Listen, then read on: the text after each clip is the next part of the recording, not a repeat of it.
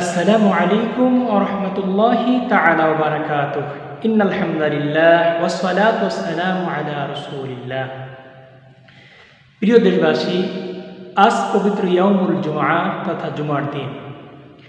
এই জুমার দিনের গুরুত্ব ফজিলাত আল্লাহ তাআলা পবিত্র কোরআনুল কারীম ইরশাদ করেছেন, বিসমিল্লাহির রহমানির রহিম, ইযা নুদিয়া লিস-সালাতি মিন ইয়াউমিল জুমআ ফাসআউ ইলা যিকরিল্লাহি ওয়া যারুল বাই যালিকুম খায়রুল লাকুম ইন কুনতুম তা'লামুন। وقال النبي صلى الله عليه وسلم إن يوم الجمعة عيد للمسلمين وعيد للمؤمنين إلى آخر الحديث।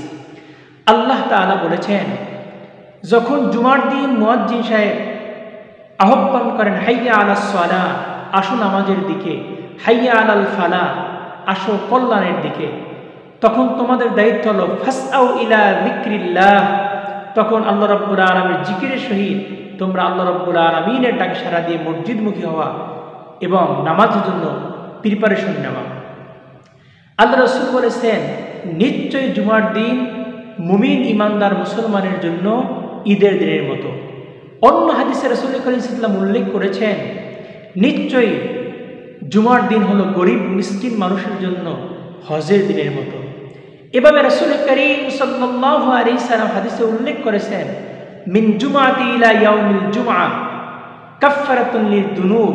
আল্লাহ রাসূল বলেছেন, এক জুমা থেকে আরেক জুমা পর্যন্ত যেই সমস্ত সগীরা গুনাহ হয়, আল্লাহ তাআলা পবিত্র জুমার বরকতে আল্লাহ এগুলো মাফ করে দেন। সুবহানাল্লাহি ওয়া বিহামদিহি।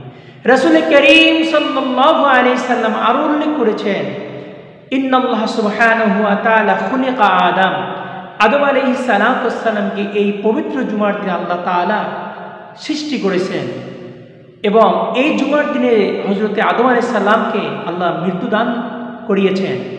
এরপর আল্লাহ রাব্বুল আলামিন এই জুমার দিনে কিয়ামত সংঘটিত করবেন। এভাবে অসংখ্য অগণিত ফজিলাত দ্বারা পরিপূর্ণ এই জুমার দিন। এই জুমার দিন হলো দোয়া কবুলের দিন। এই জুমার দিন হলো গুনাহগার বান্দার গুনাহ মাফের দিন। এভাবে আল্লাহ তাআলা অসংখ্য অগণিত নিয়ামত এই জুমার দিনে রেখেছেন। এই জন্য জুমার দিনে আমরা আল্লাহর কাছে দোয়া করি, হে আল্লাহ তাআলা, আমাদের পূর্বপুরুষদের মধ্যে আমাদের মা, আমাদের বাবা, আমাদের আত্মীয় স্বজন যারা কবরবাসী হয়ে গেছে, আয় আল্লাহ, পবিত্র জুমার দিন উসিলা করে তাদেরকে আপনি ক্ষমা করিয়া দিন। আমিন সুম্মা আমিন। আসসালামু আলাইকুম ওয়া রাহমাতুল্লাহ।